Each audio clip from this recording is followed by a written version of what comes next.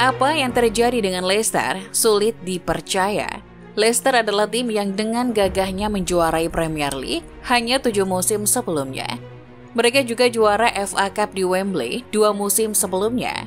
12 bulan yang lalu, The Foxes juga tampil di Europa Conference League, tapi mereka sekarang malah resmi degradasi dari Premier League. Gol dari Harvey Barnes dan Woodface yang membuat keunggulan 2-1 atas West Ham tidak cukup untuk membebaskan mereka dari belenggu degradasi. Meskipun menang di pertandingan terakhir mereka itu, Leicester City masih duduk di peringkat 18. Mereka mengoleksi 34 poin dengan hanya 9 kali menang musim ini. Ini jauh dari cita-cita The Foxes, di mana Leicester bisa jadi klub yang secara konstan menantang tim-tim 6 besar. Sampai akhirnya mereka masuk ke dalam klub 6 besar itu sendiri. Sebenarnya cita-cita itu sudah pernah dicapai. Mereka 2 kali finish di 5 besar Premier League, bahkan jadi salah satu di antara 7 klub yang benar-benar pernah mengangkat piala Premier League. Salah satu faktor terbesar keterpurukan Leicester musim ini adalah kebijakan transfer mereka yang buruk. Sudah bermusim-musim selama Leicester tampil di Premier League, mereka sebenarnya sudah punya bisnis model yang terbukti sukses, yaitu menjual para pemain andalannya dan membeli aset-aset baru. Itu mereka lakukan tiap musim. Model bisnis itu semakin berkembang setelah mereka menjuarai Premier League 7 musim lalu. The Foxes telah menjual Kante, Danny Drinkwater, Mahrez, Harry Maguire, dan Chilwell. Itu menghasilkan pendapatan 255 juta pounds dalam tahun 2016 sampai 2020. Klub pun mulai menjalankan ambisi untuk mengembangkan fasilitas yang dimiliki. Mereka membangun kompleks latihan bernama Seagrave yang bernilai hingga 100 juta pounds. Kompleks latihan itu dibuka pada tahun 2020.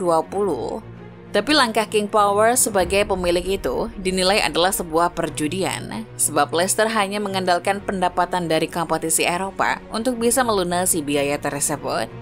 Faktanya Leicester belum cukup kuat untuk bisa selalu hadir di kompetisi Eropa setiap tahunnya. Seandainya saja Brendan Rodgers dan tim asuhannya bisa mempertahankan tempat kualifikasi Liga Champions musim 2019-20 dan 2020-2021, mungkin mereka akan baik-baik saja.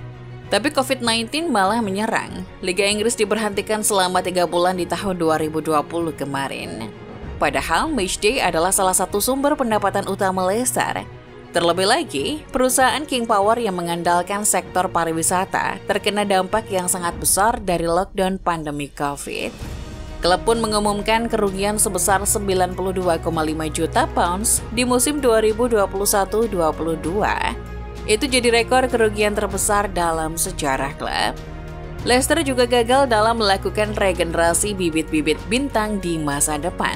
Di musim panas 2021 kemarin, mereka mendatangkan Preston Daka, Jan Vestergaard, Ryan Bertrand, dan Bob Carey-Soumire. Semua pemain itu gagal total. Mereka tidak bisa menunjukkan performa terbaiknya.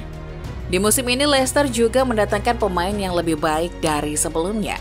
Woodface dan Harry Souttar didatangkan di 2 bursa transfer berbeda. Mereka nyatanya tidak cukup berkontribusi pada lini pertahanan yang sudah rapuh. Leicester juga mendatangkan bek sayap muda Victor Christensen, tapi ia terbukti memiliki kualitas yang sangat jauh dari standar Premier League. Penyerang TT yang didatangkan pada bulan Januari kemarin juga tidak menunjukkan performa yang konsisten. Ia hanya bisa menunjukkan sedikit kualitasnya. Masalah lain adalah pemain-pemain itu memiliki tagihan gaji yang tidak sedikit. Ditambah, The Foxes enggan menjual para pemain-pemain yang sudah tua. Mereka malah memberikannya perpanjangan kontrak, sedangkan perpanjangan kontrak berarti juga kenaikan gaji. Salah satu pemain yang dimaksud adalah John Evans. Ia diberi perpanjangan kontrak pada tahun 2020 kemarin, tapi malah sering mengalami cedera daripada bermain. Kemudian Ryan Bertrand juga punya masalah yang sama. Ia memiliki gaji tinggi, tapi tidak berkontribusi pada klub. Hasilnya, Leicester harus mengeluarkan anggaran lebih dari 78 juta pounds untuk gaji pemain musim ini. Lebih tinggi dari Aston Villa dan Newcastle yang sudah punya tiket Eropa musim depan.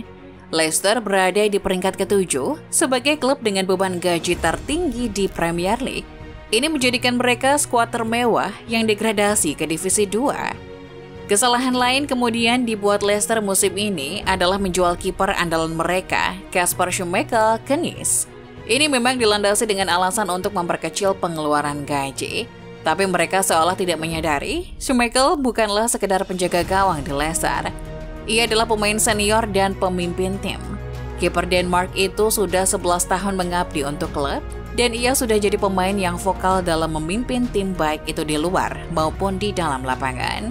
Parahnya, Leicester hanya menjual Schmeichel dengan harga 1 juta pound saja. Alhasil mereka tidak bisa mendapatkan pengganti yang sepadan.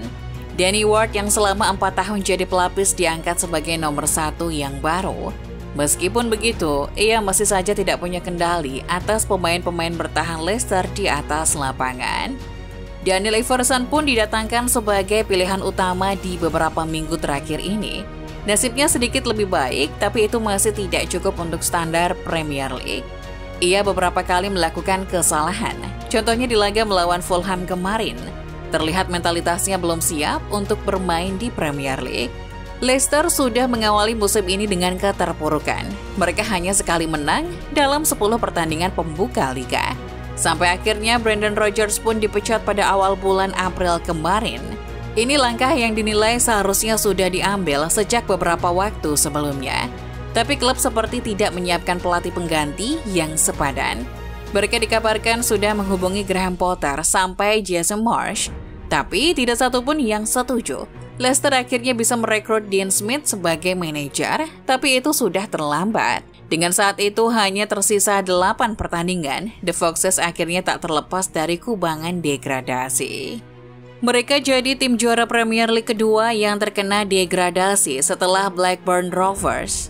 Melihat skuadnya sekarang, seharusnya The Foxes tidak jadi penghuni tetap Divisi 2. Mereka dipercaya bisa kembali lagi ke Premier League di musim setelahnya. Justru balik ke Divisi 2 bisa jadi proses renungan untuk manajemen Leicester. Anggaplah sebagai napak tilas bagaimana mereka bisa jadi kejutan sebagai juara Premier League 7 musim sebelumnya. Tapi banyak hal yang perlu diperhatikan. Premier League adalah liga kejam. Jangan sampai kesalahan-kesalahan seperti musim ini terulang lagi di kemudian hari.